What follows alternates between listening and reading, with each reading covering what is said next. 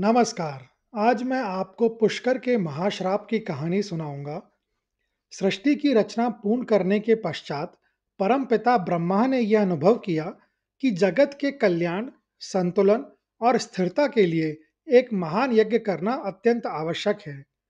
उन्होंने इस महायज्ञ के लिए पृथ्वी पर सबसे पवित्र और उपयुक्त स्थान की खोज की। कथाओं के अनुसार ब्रह्मा के हाथ से एक कमल का पुष्प धरती पर गिरा। जहां वह पुष्प गिरा, वहां एक सुंदर और पवित्र झील बन गई, जिसका नाम पुष्कर पड़ा, यानी हाथ से गिरा फूल। ब्रह्मा ने इसी स्थान को यज्ञ के लिए चुना और कार्तिक पूर्णिमा के दिन यह अनुष्ठान करने का संकल्प लिया। यज्ञ की तैयारी बड़े पैमाने पर की गई। तीनों लोकों के समस्त देवी देवताओं, अष्ट दिक्पाल, सभी प्रमुख ऋषि मुनि और सिद्ध पुरुष यज्ञ स्थल पर पधारे। भगवान विष्णु और भगवान शिव अपने गणों के साथ उपस्थित थे। पुष्कर की धरती दिव्य तेज से जगमगा उठी और सभी ने एक अद्भुत उत्साह के साथ ब्रह्मा के आसन ग्रहण करने की प्रतीक्षा की। पौराणिक नियम के अनुसार कोई भी महान यज्ञ या धार्मिक अनुष्ठान पत्नी के साथ ही संपन्न किया जाता है। पत्नी को दाहिनी ओर आसन ग्रहण करना होता है ताकि यज्ञ का फल पूर्ण रूप से प्राप्त हो सके। यज्ञ शुरू करने का शुभ मुहूर्त निर्धारित था और समय तेजी से आगे बढ़ रहा था। ब्रह्मा की प्रमुख पत्नी देवी सावित्री, जो ज्ञान और विद्या की देवी सरस्वती का ही एक रूप मानी जाती हैं, यज्ञ में शामिल होने के लिए प्रस्थान कर चुकी थी, लेकिन उन्हें आने में देरी हो गई। कुछ कथाएं कहती हैं कि वे अपनी सहेलियों देवी लक्ष्मी, देवी पार्वती और इंद्राणी की प्रतीक्षा कर रही थीं, क्योंकि उनका मानना था कि इतनी बड़ी सभा में उनके आगमन की शोभा तभी बढ़ेगी जब वह अपनी सखियों के साथ पूरे ठाट-बाट और श्रृंगार के साथ यज्ञ स्थल पर पहुंचेंगी। अन्य कथाएं बताती हैं कि वे जानबूझकर अपने श्रृंगार में अधिक समय लगा रही थीं, यह सोचकर कि उनके बिना यज्ञ शुरू हो ही नहीं सकता। जब यज्ञ का शुभ मुहूर्त निकलने लगा और परमपिता ब्रह्मा अत्यंत चिंतित हुए, तो उन्होंने तुरंत देवर्षि नारद को अपनी पत्नी देवी सावित्री को बुलाने के लिए भेजा। नारद का काम था तुरंत जाकर देवी को यज्ञ की अनिवार्यता और समय की कमी के बारे में सूचित करना। जब नारद ने देवी सावित्री को भगवान ब्रह्मा का संदेश दिया, तो देवी ने उत्तर दिया कि वह अपनी सखियों लक्ष्मी, पार्वती आदि की प्रतीक्षा कर रही हैं और अभी उन्हें अपने श्रृंगार की तैयारी भी करनी है। नारद मुनि स्वभाव से कलह प्रिय हैं। वह हमेशा सृष्टि में संतुलन बनाने के लिए या तो देवताओं के अहंकार को तोड़ने के लिए या फिर महत्वपूर्ण घटनाओं को एक निर्णायक मोड़ देने के लिए अपनी लीला रचते हैं। बस यही वह क्षण था जहां नारद ने अपनी लीला रची। ब्रह्मा के संदेश की गंभीरता बताने के बजाय नारद ने सावित्री को जानबूझकर विलंब करने के लिए उकसाया। उन्होंने शांत भाव से कहा, हे माता, आप ब्रह्माणी हैं, आप परम शक्ति हैं। यह यज्ञ आपके बिना कैसे शुरू हो सकता है? आप अपनी तैयारी पूरी करके ही आएं। यज्ञ के नियम भले ही समय की बाध्यता बताते हों, लेकिन पत्नी की महिमा उन नियमों से भी ऊपर है। आप निश्चिंत होकर अपना श्रृंगार और सखियों की प्रतीक्षा करें। नारद मुनि ने लौटकर भगवान ब्रह्मा को बताया कि देवी सावित्री ने कहा है कि वह अभी पूरी तरह से तैयार नहीं है और उन्हें आने में और थोड़ा समय लगेगा। यह सुनकर ब्रह्मा और वहां उपस्थित सभी देवगण, विशेष रूप से ऋषि मुनि, भयभीत हो गए। असुर और राक्षस हमेशा ऐसे शुभ कार्यों में विघ्न डालने के लिए घात लगाए बैठे रहते हैं। यदि मुहूर्त निकल जाता, तो यज्ञ का फल व्यर्थ हो जाता और सृष्टि का संतुलन बिगड़ सकता था।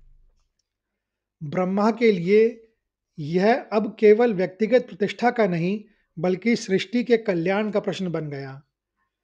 यज्ञ को किसी भी हाल में निर्धारित समय पर पत्नी सहित आरंभ करना अनिवार्य था।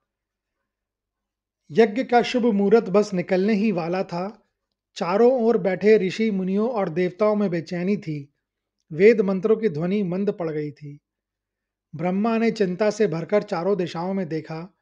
उनके पास अब दो विकल्प थे, धैर्य रखना और संभवतः यज्ञ को असफल होने देना, या तत्काल एक पत्नी को स्वीकार करके सृष्टि के इस सबसे महत्वपूर्ण अनुष्ठान को पूरा करना। उन्होंने सृष्टि के कल्याण को अपनी पत्नी सावित्री के व्यक्तिगत मान से ऊपर रखा। ब्रह्मा ने देवराज इंद्र को आदेश दिया। उनकी वाणी में दृढ़ता थी। हे इंद्र, मुहूर्त निकला जा रहा है। यज्ञ को पत्नी के बिना संपन्न नहीं किया जा सकता। आप शीघ्र जाएं और किसी योग्य स्त्री को खोज कर लाएं, जिससे मैं तुरंत विवाह कर सकूं और यह यज्ञ पूरा कर सकूं। वर्ण या कुल पर विचार मत करना, बस वह पवित्र और यज्ञ के लिए उपयुक्त होनी चाहिए। इंद्रदेव को पास ही एक गोप कन्या यानी गौलिन दिखाई दी। वह परम शुद्ध हृदय की थी और वेद ज्ञान में पारंगत मानी जाती थी। कुछ कथाएं कथाएं यह भी कहती हैं कि वह साधारण गोप कन्या नहीं थी, बल्कि स्वयं गायत्री मंत्र की शक्ति थी, जिसे ब्रह्मा ने अपने संकल्प से या नंदिनी गाय के मुख से प्रकट किया था। इंद्रदेव उस कन्या को देवताओं की सभा में लेकर आए।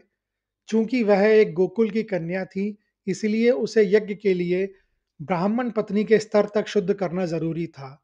देवताओं ने उसे एक पवित्र गाय के शरीर से निकालकर उसका शुद्धिकरण किया, जिससे वह दैवीय तेज से युक्त हो गई। सभी देवताओं ने मिलकर उस कन्या को गायत्री नाम दिया, क्योंकि वह अब गायत्री मंत्र और वेदों की शक्ति का प्रतिनिधित्व करती थी। अब समय आ गया था। ब्रह्मा ने सभी देव देवताओं और ऋषियों की उपस्थिति में विधि विधान से देवी गायत्री के साथ विवाह किया। यह विवाह किसी व्यक्तिगत प्रेम के लिए नहीं, बल्कि सृष्टि के धर्म को निभाने के लिए किया गया। देवी गायत्री ने शांत और आज्ञाकारी भाव से ब्रह्मा की दाहिनी ओर अपना आसन ग्रहण किया। जैसे ही उन्होंने वेदी पर स्थान लिया, रुके हुए वेद मंत्रों का उच्चारण फिर से गूंज उठा और अग्नि में आहुतियां पड़ने लगी। इस प्रकार ब्रह्मा ने शुभ मुहूर्त में महायज्ञ को सफलतापूर्वक आरंभ कर लिया। जब यज्ञ अपने चरम पर था, वेदी की अग्नि में आहुतियां पड़ रही थीं और समस्त ब्रह्मांड उस अनुष्ठान के तेज से प्रकाशित था। देवताओं और ऋषियों के मुख पर संतुष्टि का भाव था, क्योंकि शुभ मुहूर्त में कार्य संपन्न हो रहा था। ठीक उसी क्षण भव्य रूप से तैयार होकर देवी सावित्री अपनी सखियों सहित यज्ञ स्थल पर पहुंची। उनके आगमन की आहट से वातावरण में एक क्षण के लिए सन्नाटा छा गया। उन्होंने वेदी की ओर देखा। उन्होंने अपने पति ब्रह्मा को देखा और यज्ञ की वेदी पर उनके पास एक अन्य स्त्री जो कि गायत्री थी, वह बैठी हुई थी। वह स्थान जो केवल उनका था, उस पर कोई और विराजमान था। देवी गायत्री का सुंदर मुखमंडल पल भर में क्रोध और अपमान की ज्वाला से धधक उठा। उनकी आंखें अंगारों सी लाल हो गईं और उनके केश खुल गए। उनका यह रौद्र रूप देखकर वहां उपस्थित सभी देवगण भय से कांप उठे। सावित्री ने गरजते हुई आवाज में ब्रह्मा को संबोधित किया। उनकी वाणी में वज्रपात सी शक्ति थी। हे ब्रह्मा, आपने अपनी पत्नी के प्रति विश्वासघात किया। धर्म की रक्षा के लिए आप धर्म का उल्लंघन कर बैठे। मेरे स्थान पर किसी और को बैठाकर आपने मेरा अपमान किया है। अब आप मेरी शक्ति और क्रोध का परिणाम भोगेंगे। यज्ञ स्थल पर सन्नाटा छा गया। सबने देवी से विनती की कि वह शांत हो, पर क्रोध में उनका विवेक खो चुका था। उन्होंने एक एक करके वहां उपस्थित सभी लोगों को श्राप देना आरंभ किया। उन्होंने ब्रह्मा को श्राप दिया, आप सृष्टि के रचयिता हैं, पर आपको इस संसार में कहीं भी पूजा नहीं जाएगा। आपका कोई मंदिर नहीं होगा और मनुष्य आपको भूल जाएंगे।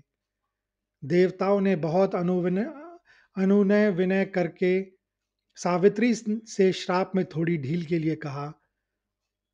सावित्री ने कहा कि उनकी पूजा केवल पुष्कर नामक इसी स्थान पर होगी। अगर कोई कहीं और ब्रह्मा का मंदिर बनाने का प्रयास करेगा तो उसका विनाश हो जाएगा। आगे उन्होंने देवराज इंद्र को श्राप दिया। तुमने ही मेरे पति के लिए स्त्री ढूंढकर लाने का कार्य किया। जाओ, तुम हमेशा अपने शत्रुओं द्वारा पराजित होगे और तुम्हें बंदी बनकर भी रहना पड़ेगा। उन्होंने भगवान विष्णु को श्राप दिया। आपने भगवान ब्रह्मा को इस अधर्म में सहयोग किया। जाइए, जब आप मनुष्य रूप में अवतार लेंगे, तब आपकी अपनी पत्नी से वियोग सहना पड़ेगा और आपको दर-दर भटकना पड़ेगा। यह श्राप भगवान राम के रूप में फलीभूत हुआ। उन्होंने अग्निदेव को श्राप दिया, तुमने इस यज्ञ की आहुतियां स्वीकार की। जाओ, तुम पवित्र और अपवित्र हर वस्तु को खाओगे और कलयुग में तुम्हें अपमान सहना पड़ेगा। नारद को श्राप मिला कि वे आजीवन अविवाहित रहेंगे और एक स्थान पर टिककर नहीं रह पाएंगे, हमेशा भ्रमण करते रहेंगे। उन्हें यह श्राप इसीलिए मिला क्योंकि नारद ने सावित्री को विलंब करने के लिए उकसाया था। उन्होंने विवाह करवाने वाले ब्राह्मणों को भी श्राप दिया, तुमने धन के लोभ में यह विवाह करवाया।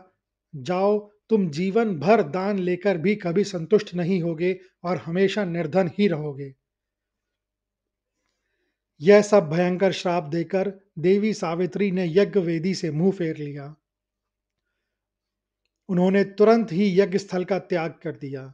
वह पुष्कर के पास स्थित रत्नागिरी पहाड़ी की चोटी पर चली गई, जहां वह क्रोधित और रुष्ट होकर तपस्या में लीन हो गई। उनका मानना था कि उनके पति ने भले ही धर्म का पालन किया हो, पर उन्होंने पत्नी धर्म को अपमानित किया है। सावित्री के श्राप से देवताओं और ऋषियों में भय और निराशा फैल गई। तब नई यज्ञ पत्नी देवी गायत्री आगे आई और उन्होंने अपनी यज्ञ की शक्ति का उपयोग करके श्रापों को शांत करने का प्रयास किया। उन्होंने ब्रह्मा के श्राप को आशीर्वाद में बदल दिया कि पुष्कर तीर्थराज कहलाएगा और यहाँ ब्रह्मा की पूजा करने वाले को परम मोक्ष की प्राप्ति होगी।